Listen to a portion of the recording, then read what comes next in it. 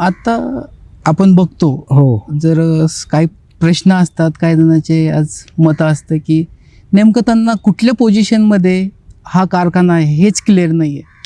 की आपण न्यूजपेपरमध्ये ऐकतो, काही जणांना ऐकतो की कारखाना सेल झाला, हो कारखान्याचे कामगार नाहीत आहेत, ह्या होय. गोष्टी खूप आहे साऱ्या. होय. पण आज तुम्ही जेव्हा तुमच्या तोंडून सांगाल तेव्हाच ह्या पब्लिकला किंवा जनतेला कळेल की नेमकी अवस्था काय आहे हो, आपल्या हो, हो. कारखान्याची. नेमकी अवस्था अशी आहे की आदिनाथ सहकारी साखर कारखाना सेल केलेला आहे, त्याची निलाव निघालेला काढलेला होता.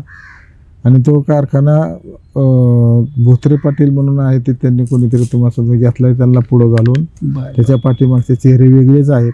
पण आम्ही ह्या कारखान्यावरती दुसऱ्यांना कोणाला पाय ठेवू देणार नाही. तो कारखाना आमची बॉडी आहे पूर्ण 21 संचालकांची. ती कारखाना भविष्य काळामध्ये चालू करायला सक्षम आहे आणि आम्ही तो चालू करून दाखवू. अच्छा, दाखवू म्हणजे तुमचा तर निर्धार आहे. हो, निर्धार आहे. हाच तो विश्वास. म्हणजे खूप सारा गैरसमज होते समाजात की बाबा नेमकं काय. आज तुम्ही त्याचं उत्तर दिलं. हो, खूप खूप थँक्यू.